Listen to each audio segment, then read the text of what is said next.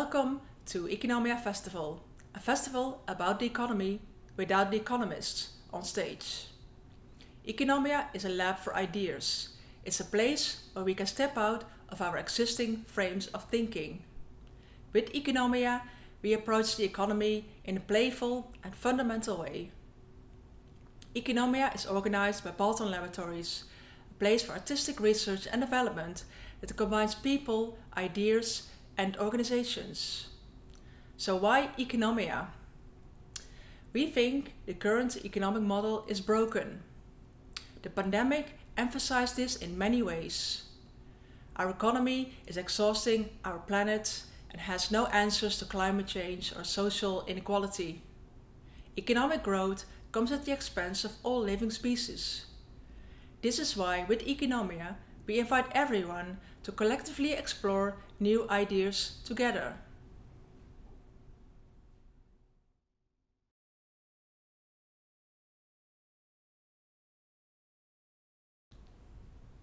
Michel Bauwens is the founder of the Peer-to-Peer Foundation and research director of the online platform Commons Transition.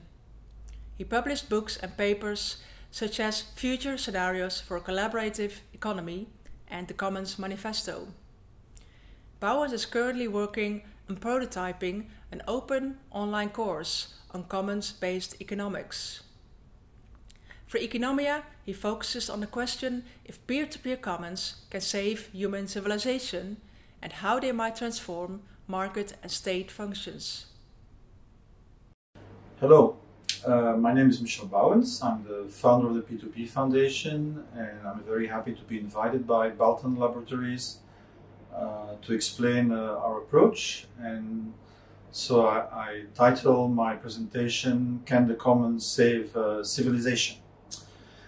So the focus of the P2P Foundation is really on two concepts. One is peer-to-peer and one is the commons. So I should briefly explain to you what we mean when we use these concepts. So peer-to-peer is a relational dynamic. It's a way of interacting between people. So basically any system where any individual can freely communicate, self-organize, and create value with other people is a peer-to-peer system. As you know, it was used about 15 years ago with Napster when computers started becoming organized as peer-to-peer systems, so any computer could talk with any other computer without server. And so apply this idea to people. That's basically what we mean. So as we invented and developed digital networking, we now have a global capacity for peer-to-peer association between a few billion people, and that really changes the way the world is organized.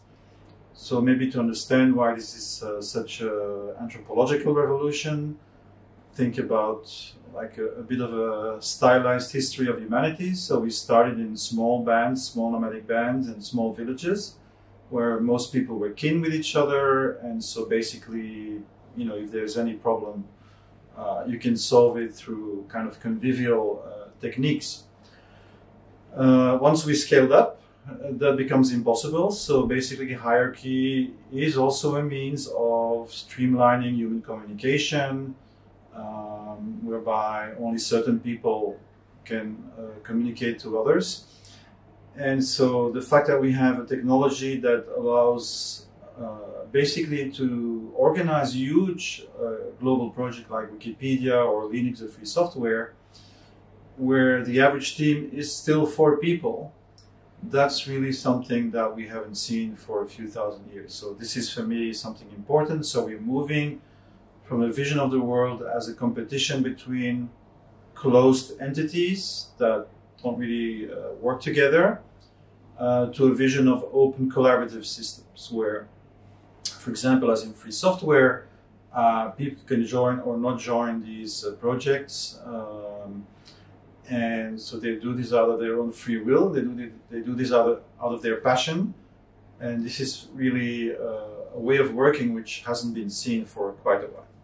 So then the notion of the commons, which is something you can do with a peer-to-peer relation dynamic. So basically, it's when a group of people are congregating together to construct something together. A commons is defined in three different ways. So it is a shared resource, that's important, that is maintained by a community or a group of stakeholders, and that has a capacity to have its own rules. So in this way, the commons is a human institution which is not the state, and which is not the private marketplace. So this is quite important. And so why is this important? This is something that I want to explain in this presentation, and I want to use a number of framings, like ways of looking at reality, which can help you understand why the commons is such an important part of human civilization. Maybe two things I can already say. One is, if you look at the history of the world, the commons is really the only human institution which has been able to maintain a stable use of natural resources over a long time. So neither the market or the state have shown to do this. And just a very simple idea, you look at Switzerland, Austria, Japan, and you ask yourself, why is it so green? Well, that is very easy, because the mountain flanks in those countries are actually run by the village communities, and so they have an interest that this resource stays for them and their children over many generations. So they manage the use of this collective resource in a way that it can be maintained over a long time. All right, so now a few frames that I want to use, and the first frame is what is sometimes called the wave-pulse theory of history. I know it's a complicated term, but let me a bit explain what I mean. So once we left the tribal organization of humanity and we went into kingdoms, empires, nation states, we get systems of what is called in political science competing peer polities. So basically, in order to survive and win this competition over scarce resources, these entities will tend to overshoot their resource level in their region. So they first, conquer periphery, they exploit the periphery, they impoverish the resource level of the peripheries, which eventually reaches the core of the civilization. And so that is why, basically, if we look at history, every single civilization that ever existed has collapsed. So this is important. It's not an exception, it's really the rule. And there's a really beautiful research has been done about this. It's called HANDY study, Human and Nature Dynamics. So imagine kind of a predator-prey dynamic. You have the gazelles and the tigers. Once the tigers start overeating the number of gazelles, the population of gazelles will collapse, and then the tigers will collapse. So this is a very common dynamic in nature, and we see basically the same dynamic at play in human societies. So imagine this. So you have an upswing of extractive capacity. So an extractive mode of being based on conquest, exploiting nature and other humans, creates civilizational complexity. But then what happens is that system reaches a level of complexity and overuse of its resource base that lead to a decline and a collapse. So that's when you get basically a swing to another polarity, which is a polarity of regeneration. So imagine history as a kind of repetition of cyclical patterns of regenerative periods, extractive periods, regenerative periods. And so this is the key. Whenever a civilization reaches a point of overshoot, you have the regenerative period that sets in, and that's where the commons come into play. So in other words, you should see the commons as a kind of healing mechanism that is used to regenerate a society that has reached a very bad situation for its survival. Recently, just to mention one example, I discovered there was a period in Japan's history called Tokugawa period. It's 16th to 18th century. So imagine Japan being completely deforested, wars between the feudal lords, and then the shogun steps up, basically nationalizes the land again. So basically the land becomes a commons in charge of by the emperor of Japan. And you have a period of two centuries, and a bit longer actually, where you see Japan living in complete balance and harmony with its natural environment.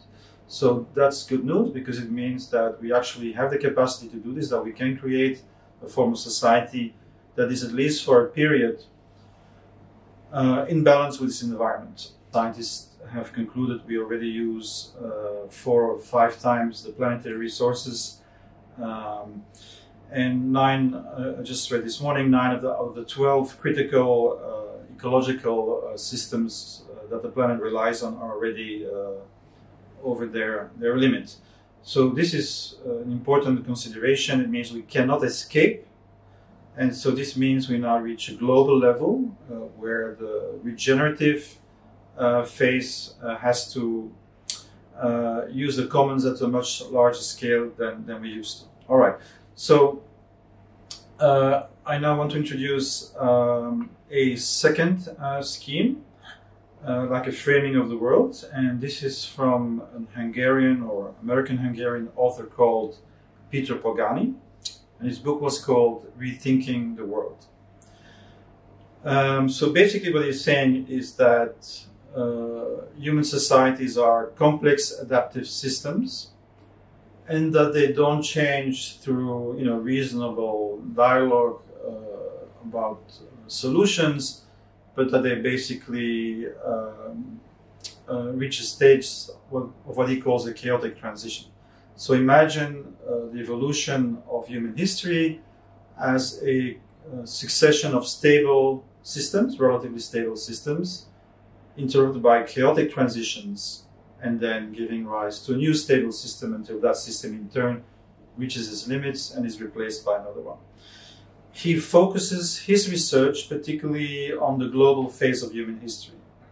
So this is important, so I'll give you this framing. So basically he starts with what he calls global system zero. This is the system of what is sometimes called merchant capitalism, so before the industrial development of the 19th century, where European powers started to spread out in the whole world, and also sometimes called in French the Ancien Régime, so you remember the period with absolute kings. And this relatively stable system is then interrupted by the French Revolution. That's 1789, and is followed by about 20 years of war in Europe at the continental scale, so the Napoleonic Wars. This ends in 1815 in Waterloo and creates a new stable system, which is sometimes called Smithian capitalism, for the theories of Adam Smith, who theorized capitalism as one of the first ones. And basically this system is based on a global dominion of capital over labor. There's no labor rights, only people with property have the right to vote. And just as an anecdote, I was just reading an article from a French historian called Henri Guillemin. So it's 1830, there are 20,000 workers in the mines of Lille in northern France. They don't even have housing, they live in caves. 10,000 kids are born in 1830, only 600 of them are alive in 1840. And that was a study by the one doctor they had for these 20,000 workers. So just to give you an idea of the social conditions that existed around that time, and until 1850, the average age of a male worker was about 32 years old. This system ends with World War I, World War II. So the chaotic transition, which is basically competition between liberal capitalism, the Soviet alternative, and then the fascist alternative, ends in World War II with a reorganization of society around the idea of the welfare system. So this is the first time that basically the whole population has a form of social security. So you could say it's a compact between labor and capital, but with two issues. One is it's really where the overuse of the planet's resources start. So if you look at the statistics, 1950 is really when you get a hockey stick, so steep growth in resource use, and secondly, of course, hyper exploitation of what we call now the global south. So these are underlying problems that continue in this period.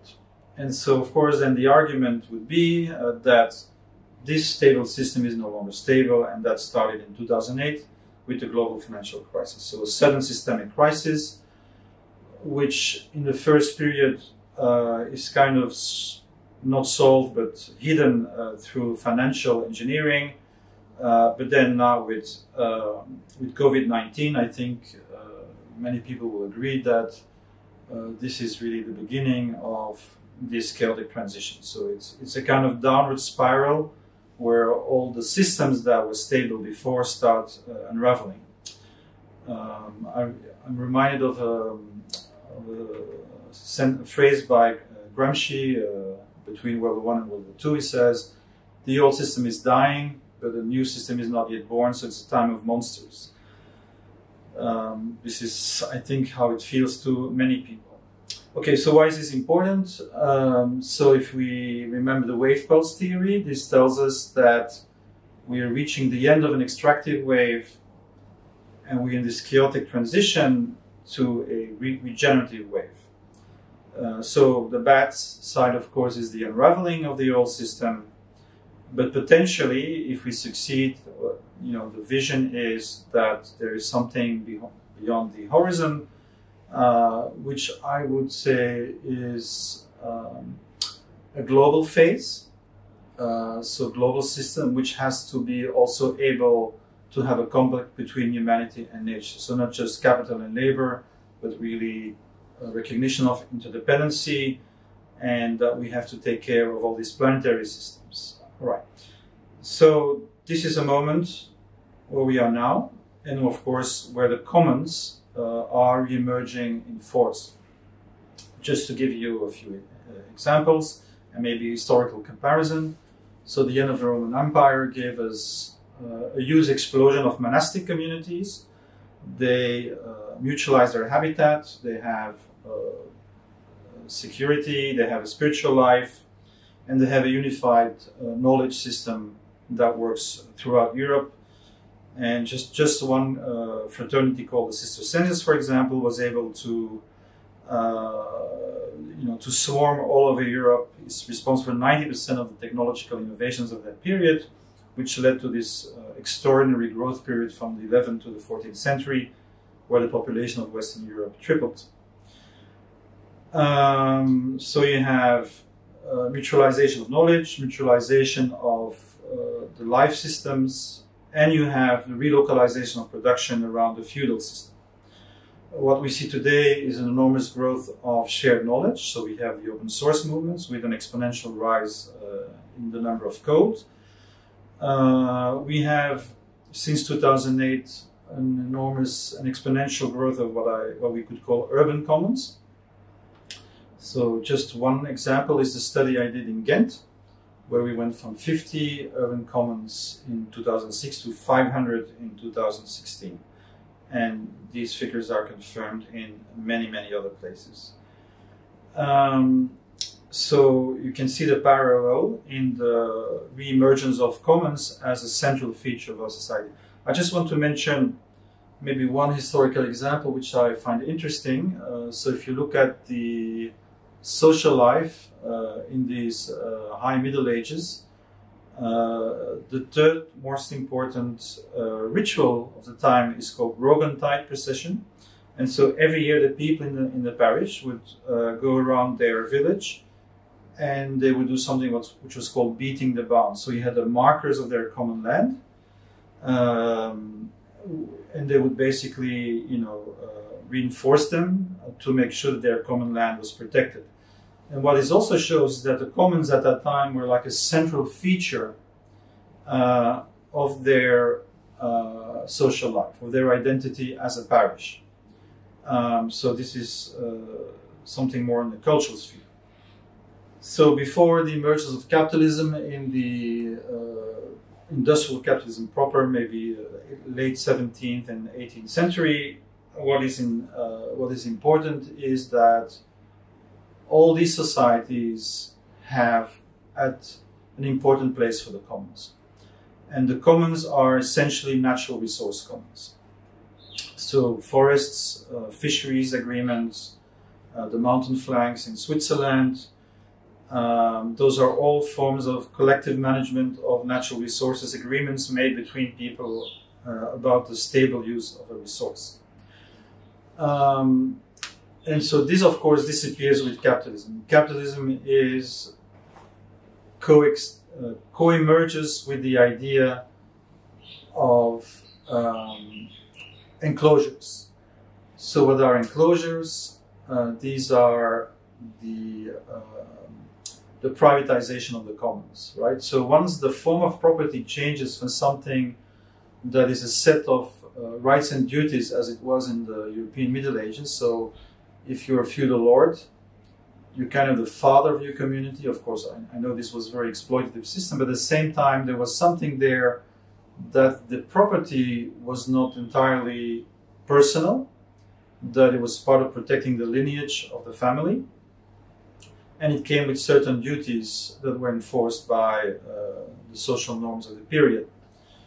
Once property becomes absolute, so the what we call capitalist property, I guess, the enclosure started because then it was a logical decision. If you can make more money with sheep than with men, you exclude the men and you keep the sheep. So this set off this big wave of deruralization from a situation where we had 90% or 95% of the people working on the land to a situation where today, at least in Western countries, it's about 2%.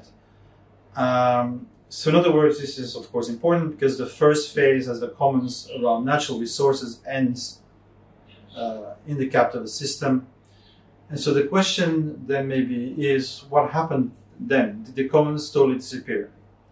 No, they didn't. They went into a second phase. So the center of gravity of the commons moves from managing natural resources to managing the risk, the social risk of life of workers in this type of society. So the fraternities, the mutualities, everything basically that gave us a welfare state were social commons invented by the working class in the 19th century. So natural resource commons, phase two, social commons. The first commons are privatized, the second commons were nationalized. And this explains a lot why the commons disappeared from our consciousness in Western countries. The third phase for me is something that I lived through and my generation went through, which is the invention of digital networking. And so in this period where the commons were really absent from our consciousness, we see an enormous explosion of intellectual collaboration. So suddenly we see that we are able to create global commons, global knowledge commons in knowledge, design, software, that allows us to work together in this new way. So this is phase three, very important. Phase four, I placed it in 2008, and this is the phase where we have the global financial crisis and its social consequences, 50% unemployment in Southern Europe, 30% in France, etc. And so this sets in motion this fourth wave, which are called the urban commons. So in other words, there is this move from the immaterial level of collaboration to the material level of collaboration. But it's still mostly what I would call distributive. What I mean to say is that the stuff is still made through private enterprise, but a lot of people in cities start saying, well, can't we distribute it differently? So for example, car sharing is the idea that, well, we have a neighborhood block, maybe we don't all need private cars because they only use 5% of the time. And so you create a system, an association, a cooperative, which allows the sharing of those cars. Studies show that one shared car replaces 9 to 13 private cars in those systems. So that's really a very powerful argument for the commons in an ecological sense. So if we are in material overshoot, the kind of mutualization effects of this practice means a huge drop in the material footprint, but at the same time you actually keep the individual freedom of using this point-to-point transportation system. So that's something that happened starting in 2008, and I claim we are moving to a fifth phase, which we call in the P2P Foundation the phase of cosmo-local production. So cosmo-local production goes one step further, it's actually making things within the context of an ecosystem of the commons. So how does that work? Well, the two main examples today are one, renewable energy. So if you look at Germany, we have 60% of the energy cooperatives that are actually produced by village co-ops. So this is clearly not just redistributing something that is made by other people, it's producing and redistributing. Another example that is emerging, and in every European city you find hundreds of these projects, is what is called collective purchasing of food, community-supported agriculture. This involves a group of people, consumers, and a group of producers coming together and saying, okay, if you pay this amount of money, you get this percentage of our production guarantee. And what is interesting in this model is that even though it's a market system at first sight, people buy food, it is within the context of an ecosystem which is managed by those stakeholders together. So it's not a power-based market where price is a function of power relationships. It's based on an idea of solidarity between producers and consumers. So these are commons-based ecosystems. So the basic kind of rule of cosmolocal production is double. What you say is everything that's light is globally shared, so knowledge is shared, but everything that's heavy is relocalized to a certain degree. So we talk about the subsidiarity of material production, and that's basically answering the question, what is the most local level that is feasible and reasonable within the current technical context. One of the things we see already with COVID-19 and the disruption of global supply chains is that the amount of global trade is going down, and that there is a lot of movement towards continualization of trade and production.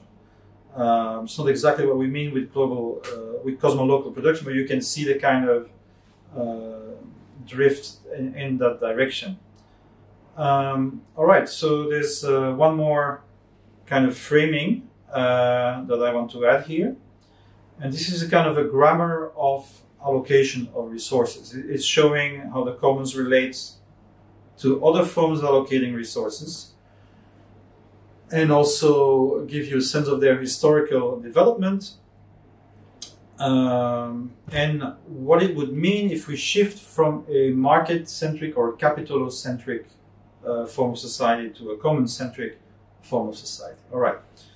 So, Alan Page Fisk is an anthropologist who devised a relational grammar, and he says that in all periods of history, in all regions of the world, there have been four basic ways in which people can distribute resources. And the first one is actually commoning, what he calls communal shareholding. So whenever things are pooled, we talk about the commons. So for example, a hunter comes back, it's not for him, it's for the clan, for the family, and there's a form of distribution which is ritualized and everything. The second form is the gift economy. If you would look at it historically, so humanity starts with mostly commoning, but once you settle down in villages, you can't escape, so you have conflicts. And one of the ways to keep the peace is by gifting, which creates a counter obligation of gifting. So it's a bit of a paradox that giving creates inequality. And so you have to match that inequality by giving back and bring yourself at the same level of the people who gave it to you. And so that creates these networks of social obligation, which we see in, like tribal federations. Once we have conquest, we get a third mode. Well, so imagine some some tribe in facing some traumatic natural disaster or something, and the only way to survive is to go somewhere else and conquer other resources. Obviously, in that context, the gift economy cannot work. So what we get is redistribution, hierarchical redistribution, which he calls authority ranking. And then finally, we have capitalism and market pricing, where resources are allocated according to price signals. So you have 4 systems of allocation, and what we see is that there is a shift in the dominance of those systems. So you have a period of history where commoning is the kind of dominant frame of allocation, a period of history where the gift economy is the dominant form of allocation, and a period of history where redistribution, what he calls authority ranking, is the dominant form, and a period of history where capital is the dominant form. And so what that means is also that these forms of allocation, modes of exchange, also are represented by human institutions. The market and its firms, companies, the state form for redistribution. And the problem, I would say now, is that we don't really have institutions to represent the commons. So that's kind of an important point that I want to make. And what I want to show now is, if we really reached that stage of the end of an extractive period, and we move back to regenerative phase, what does that mean for the relation between institutions? And so maybe a brief explanation of the situation today, which is that the core institution of our society is the market, the capitalist market. We consider that value is produced by producing and selling communities, including commodities, including human labor. We consider that the state is an enabling institution for the functioning of the market. So we have like a market state, if you like. And then we have civil society, but civil society, if you look at the words we use, non-profit, non-governmental, that's basically a recognition that in our society, civil society is a derivative concept, right? It's not something that is considered to be the place where value is created. The value is created in the market. And so that's what we call a value regime, and it has consequences on how we finance and fund things. So if you consider that value is only created in the market, obviously somebody who stays at home caring for children and the elderly is not considered a value created. It's something that is kind of peripheric to the value system. It also means if you want to support any activity, that first we have to create a value in the market, and then we use taxation, the redistribution form, or use philanthropy, the gift economy form, to fund regenerative activities. And I hope you can see that this is not something that is workable in a period of history where we have to go back to more regenerative practices. So this is the issue of a value regime. And I want to also make a brief comment that the commons represent a different value regime. So typically in a firm, you have a salary, you produce objects that are sold on the market that creates a surplus for the owners of the firm and capital.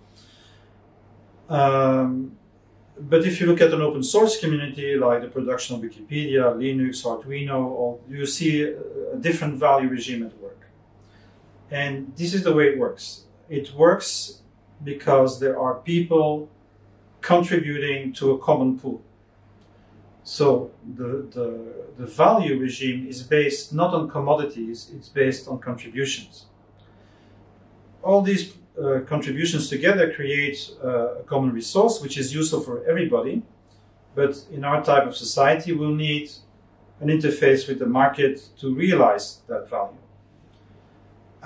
So in other words, once you have an open source community that works, let's say Linux, the operating system, you get a entrepreneurial coalition that starts forming around this common pool, and that creates revenue for the people contributing to the common pool. Finally, if you look at these open source communities, they tend to create a new type of association. I call them for-benefit associations.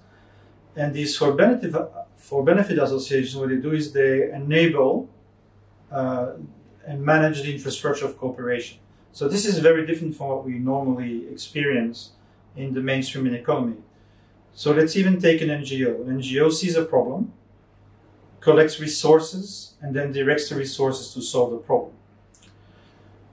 A for-benefit association like the Linux Foundation or Drupal Association has an entirely different function. It says, okay, there's a problem. We know there are many people able and willing to work on solving that problem. So let's create a platform which allows this to happen. So they enable and empower the cooperation. So this is basically how the commons economy functions today. Now, the step that I'm making is saying, okay, what if this were a seed form of another value regime, another form of society, another form of organizing our societies? What would that mean?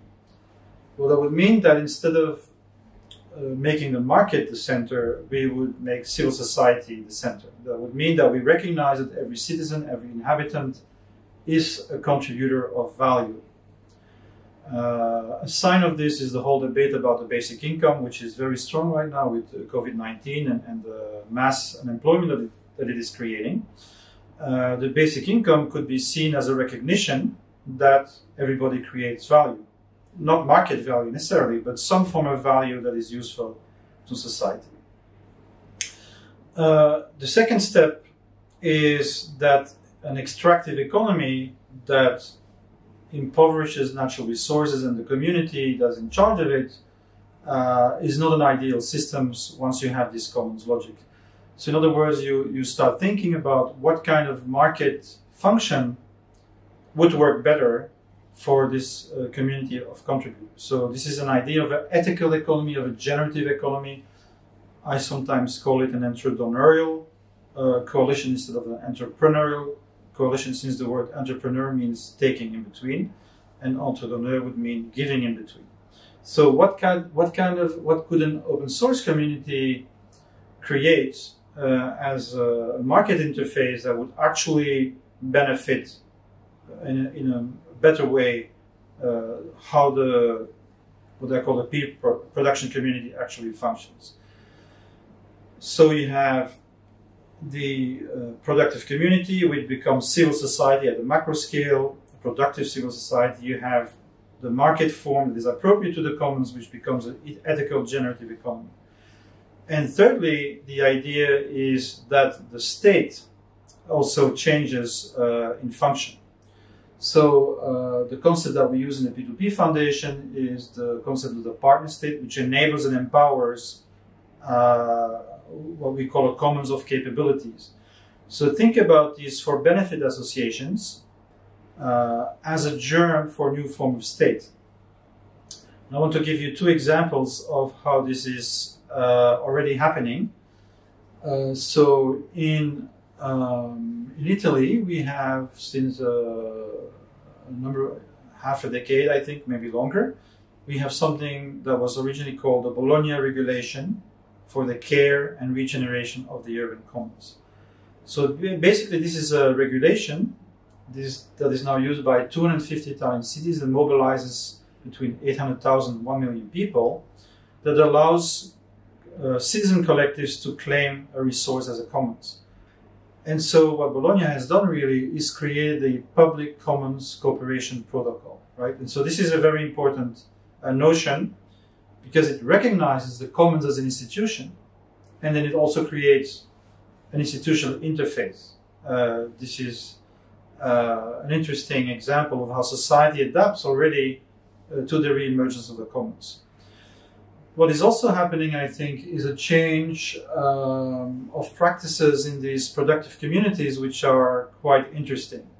So here's the question. If you want to survive as a peer production community, what do you do? And so the basic answer that is emerging right now, of course, in the dominant mainstream economy, is to create a membrane between the outside and the inside. So basically imagine a peer production community on the inside, the mainstream economy on the outside, and what you're going to do is you are going to redistribute the income according to the new value system. This is, of course, nothing that new. This is also what monastic communities did, but it is now done with, let's say, a lot more sophisticated tech tools. So the idea here is that the outside is using what we call extractive currencies or cold currencies, and that the inside of this community economy uses warm currencies that recognize a pluralistic value system. So what I'm trying to say here is that once the commons reemerges, you have both an adaptation of the state function and of the market function in terms of these new commons. And so the idea, one of the ideas I want to defend here is the idea of reverse cooptation. There's a lot of people would say, yes, but isn't this naive, utopian to create these commons? They will be eaten up by the mainstream economy. And of course, we see that happen a lot. But you can also think the opposite way, which is, okay, we are in a dominant economy, but how can we adapt some of these features so that it starts working for the commoners? So my argument here is we got capitalism because we first had capitalists. In other words, the merchants in the European cities basically had 8 centuries to evolve a system that became what we see today.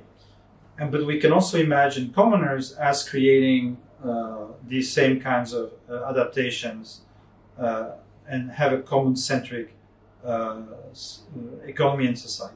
We're coming to the end of this presentation, and so I want to give you an idea of potential scenarios for change. So some years ago, I produced a quadrant which has, on the vertical axis, centralized versus decentralized or distributed, and then on the horizontal axis, for profit versus for benefit.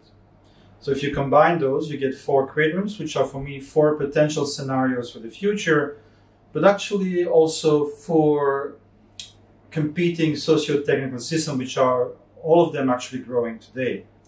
So the first one is centralized system combined with a for-profit orientation in a peer-to-peer context. And that gives you what I call netarchical capitalism. So think about Facebook, Google, Uber, Airbnb. These are no longer classic capitalist companies which hire workers to create services which they then sell on the market. What they're doing is actually peer-to-peer. So they create a platform that allows us to exchange knowledge or goods, and then they kind of tax our activity. So peer-to-peer is at the front end, but the whole back end, of course, is centralized, owned, and this is what gives us today all the issues about the surveillance regime and the fact that our actions are recorded and then these profiles are sold to the market. So this is one dominant form, which is of course very strong today and creating all kinds of problems. And of course the reason is because they're for-profit oriented, they don't take care of externalities.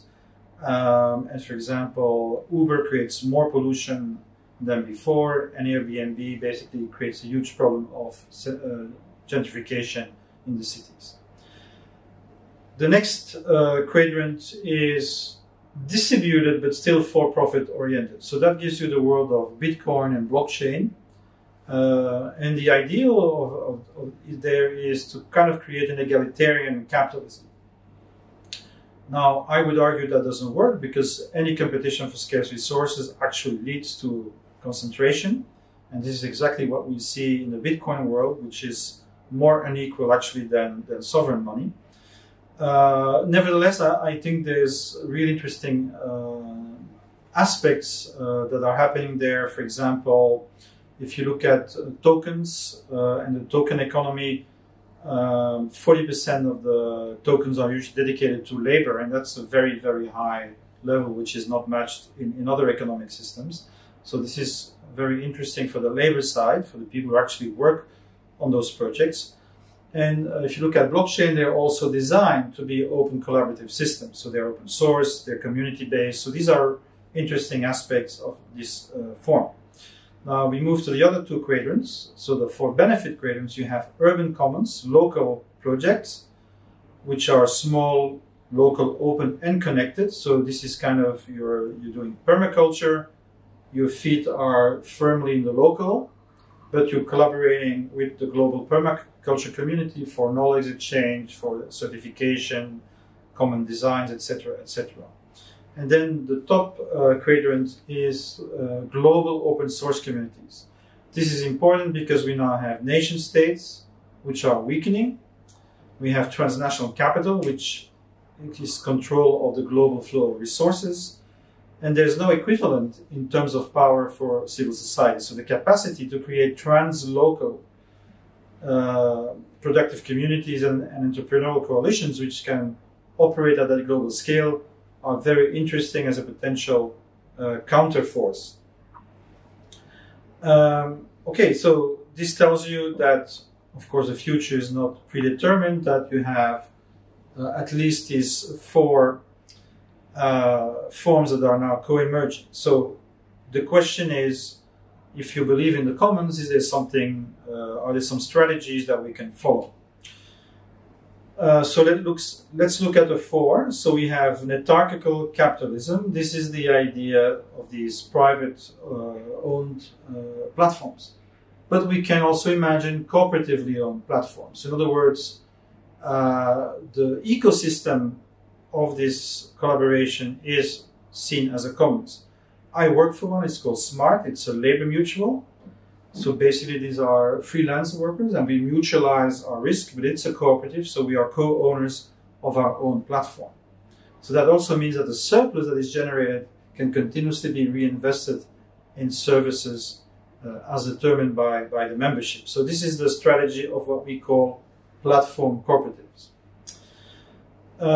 In terms of blockchain, I want to briefly mention here that the idea that we now can create distributed ledgers, shared accounting is absolutely a crucial advance in human history. Accounting is how we see the world. And classic capitalist accounting is egoic or narcissistic accounting since it only sees what comes in and out of its own entity, but doesn't see any externalities in the environment. So associated with the blockchain, we have the development of contributive accounting, which recognizes contributions. We have the development of flow accounting, which is ecosystem accounting, so we can see the whole system. And we have development of thermodynamic accounting, which is the capacity to see the flow of matter and energy and to set limits to our use in any given context. Okay, so we move to the global commons, and here I would advocate something that we call protocol commons.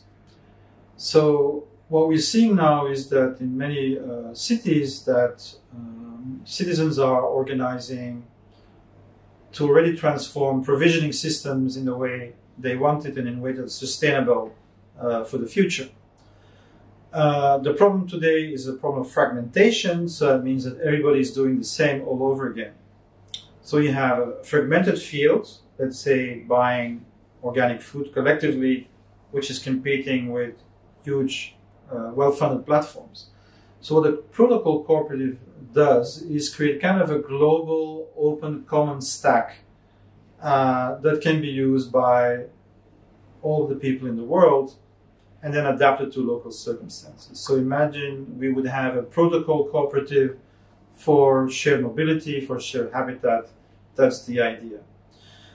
All right, so this means that we can be actors in this change, we can organize around the commons, and in the end, though, we have to solve the value problem. So, again, I'll end with this. The idea that if you are in the extractive field, you can become rich, but you destroy the soil. If you're in the generative field, you improve the soil every year. As an organic farmer, there is very little funding. So this is basically something that is at the heart of this social change. And I don't claim to have a full answer to that, but I want to give you maybe just one example to show you a way of thinking where the commons is a part of the solution. So imagine we need to decarbonize. Today we think about taxation, or there's various solutions, but it stays within the market state paradigm. What if we say, let's have a shared distributed ledger? And this means that every citizen, individual, cooperative, enterprise, would be able to have his contribution verified, tokenized, and that then either through taxation, so recognition that this is a social priority, or by negotiating with the people who profit from these externalities, these positive externalities, we would have what I call circular finance. So in this idea, what happens is that generative work becomes directly fundable without going into the extractive economy first. So this is just to give you an idea that the commons, at the very least, allows you to think differently. Maybe one more example. This is the sovereign nature movement, which I find quite interesting. So in pre-capitalist societies, there was this notion of sacred ownership. So the mountains, the rivers are associated with spirits, and they kind of own the resource, so it cannot be overused because it's managed by these entities in which people believed. But so imagine we could give a forest autonomy, and this is already happening in Ecuador, Bolivia, New Zealand. So we give legal personality to the forest. We also give the forests what is now called a DAO, Distributed Autonomous Organization. So basically you have sensors that allow the forest to see when it's overused, overcut, and it can also mobilize people and resources to defend itself. It can also receive income, and with that income it can pay the contributors that preserve the forest. So this is one of the ideas that is going around, and I just mention it as basically that we can come out of this idea that there's only two solutions, the market versus the state, and we either deregulate and privatize or we nationalize and centralize. So there is this world that is coming, a world of distributed commons, that needs to be recognized as an institution, that needs a democratic regime that can recognize these contributions. And so basically I invite you to start thinking about this, and my hypothesis is that this is a big part of the change we will have to go through. Thank you so much.